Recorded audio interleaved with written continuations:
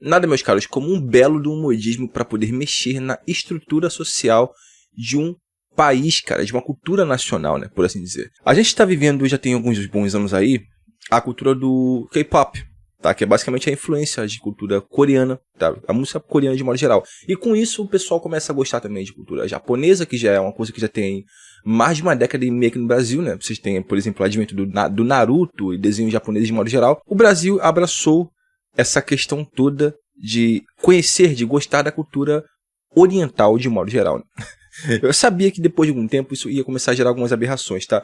A gente teve muito recentemente o caso do romance entre o Ian e a Luísa. O Ian é basicamente um coreano, cara, que viajou 17 mil quilômetros, né, da Coreia do Sul até Sobral, cara, lá no Ceará, pra conhecer a sua namoradinha cearense. Tá, isso aí, enfim, mano, olha que loucura. O cara não fala português, a menina não falava coreano, tinha que usar tradutor pra poder se comunicar, mano, uma bagunça. E mais recentemente, cara, eu queria trazer pra vocês aqui pra gente discutir o caso de uma mulher, Jaqueline, de 34 anos. O que aconteceu? Essa mulher foi... ela conheceu um coreano num app de relacionamento e, meteoricamente, depois de pouco tempo, ela aceitou se casar com ele e foi morar com ele na Coreia. Aparentemente, o cara era muito bondoso, gente finíssima, sabe? Super romântico no começo. Passado algumas semanas, o cara revelou a sua verdadeira face e o resto vocês vão conferir comigo no vídeo que ela mesma gravou. Fui enganada. Eu vivi um casamento maravilhoso, um relacionamento maravilhoso. Tudo era tão bom aí, mas ele se transformou em 2 semanas. E ele não deixava eu ter acesso ao celular. Eu nem comia, gente, porque tudo era jogado na minha cara, que só ele comprava. Eu não almoçava, eu não jantava, às vezes eu jantava, porque ele comprava alguma coisa. Mas eu fui pedir esses dias, aqui, eles perguntaram se eu não queria falar com ele, eu liguei pra pedir pra eu ficar pelo menos um dia na casa dele, porque aqui eu não consigo respirar, aqui é muito fechado. Ele disse pra mim me virar, pra me resolver meus problemas. Ele me largou, gente, ao véu, a minha própria sorte. Doideira, mano. Eu não acredito ainda, gente. É muito difícil pra mim acreditar numa situação dessa, gente. Vocês não sabem o quanto é difícil, eu não consigo aceitar. Eu tô acabada, eu tô destruída. Eu não consigo dormir, eu não consigo comer. Sabe o que é pior? É que isso acontece na Coreia. Vocês têm ideia que não é todo lugar do mundo que as pessoas falam inglês em cada esquina. Certamente Coreia não é um lugar onde as pessoas falam inglês em cada esquina. Diferente se de repente tu for pra uma grande metrópole, cara. Sei lá, pensa por exemplo aí em um lugar que não fala...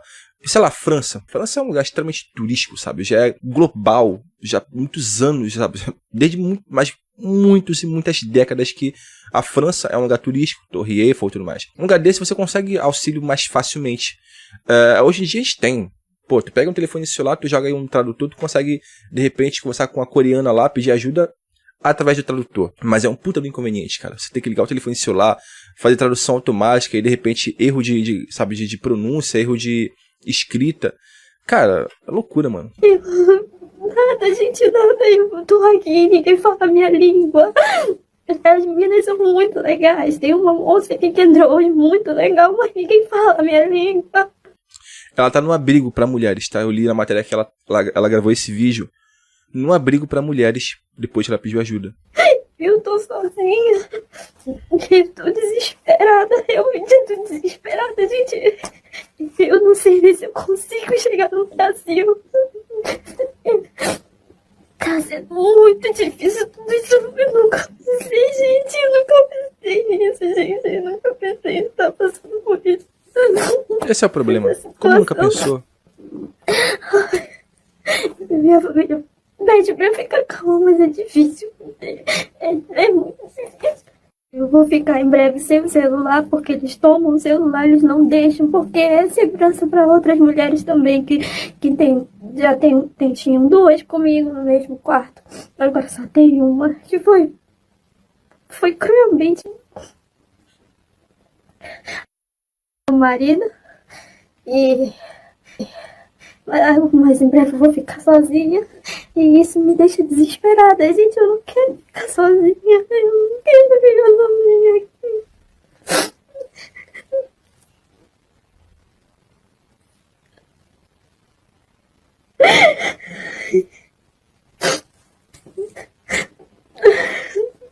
Falo com vocês quando eu tiver acesso à internet, eu puder ficar, porque eu preciso do telefone para falar com a minha família também, e tem que ser muito rápido.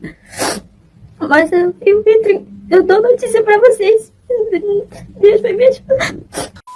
Bom, segundo a matéria do site G1, ela já tá, pelo menos no dia da matéria, né, ela estava já em São Paulo, e a essa altura do campeonato ela já deve estar na cidade dela, né, que é Santarém, no Pará.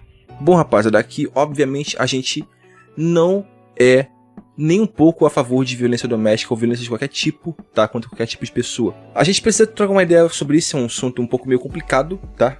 Abre-se muita margem para má interpretação, mas uma coisa é certa, cara. Sem querer culpar a vítima, as pessoas precisam parar de ser inocentes. Se é uma coisa que a gente conversa muito entre homens, isso aqui pra gente não tem nenhum problema a ser dito, é que a gente sempre fala, cara, quando você tá numa ideia de ter um relacionamento com a pessoa, existe ali uma fase mínima de teste, tá? E essa fase mínima de teste, embora ela também não garanta nada, ela geralmente é muito negligenciada, sobretudo pelos namorados de primeira viagem. Caras que são mais novinhos, eu passei por isso também, eu também queimei a largada no meu primeiro relacionamento, mas as pessoas precisam entender que, cara, são muitos fatores. Você, quando tá no teu país, falando a tua língua, na tua nação, conhecendo a realidade do teu país, a coisa ainda é complicada para você validar um bom relacionamento. Tu vai entrar no relacionamento, você tem que dar um tempo para você ver se a pessoa ela preenche um número X de requisitos comportamentais.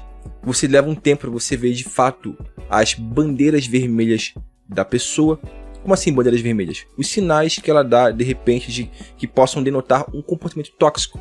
De repente um comportamento narcisista, um comportamento que denota desvio de caráter.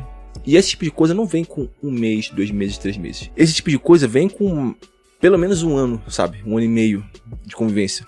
Isso porque a gente defende a ideia de que todo relacionamento passa pela fase de lua de mel. No meu caso, nos meus 2 relacionamentos, essa lua de mel durou uns 2 anos. Como assim a lua de mel? É o tempo em que você de fato tá com a pessoa e você tem muito mais tolerância com a pessoa e ela muito mais tolerância com você, onde você preserva muito mais as suas opiniões mais ácidas, onde a pessoa preserva sobre você as opiniões mais ácidas dela, que ela tem de repente sobre seu comportamento.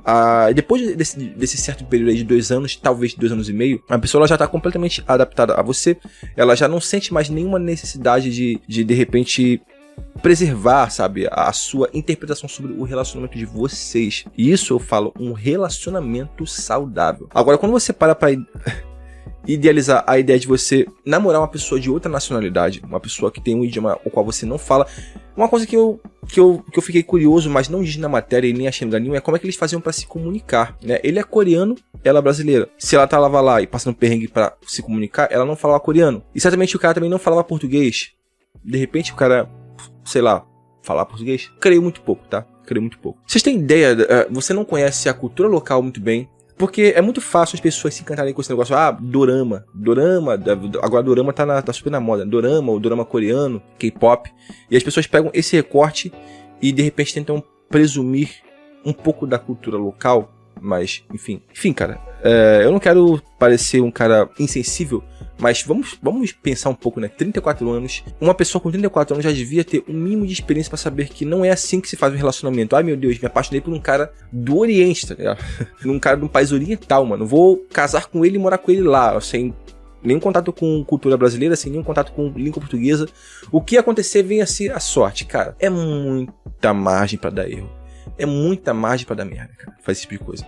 Isso é o tipo de coisa que a gente não aconselha nem para um homem fazer com uma mulher, né? Conhecer uma mulher de outro país e morar lá no país dela. Não. Se der ruim, alguma coisa aconteceu, o relacionamento sair do eixo, é você num local desconhecido, sem a sua nação, sem nada para te ajudar. No caso, ela foi pior, porque o cara se mostrou um tremendo cretino com algumas semanas após o casamento. Claro, eu não tô contando aqui o tempo de relação total, mas, enfim, que isso sirva de lição para todo mundo. tá? Valide um relacionamento com o máximo de tempo que vocês puderem. Não entre em relacionamento em questão de meses ou menos de um ano. Seja um pouco cético, sobretudo com pessoas de fora. Parem de ficar nesse negócio de idealizando a cultura de fora só porque vocês assistem dorama ou, sei lá, sériezinha... Enfim, sei lá qual for, tá? Comenta aí qual é a tua opinião, cara. Vamos trocar uma ideia sobre isso daí.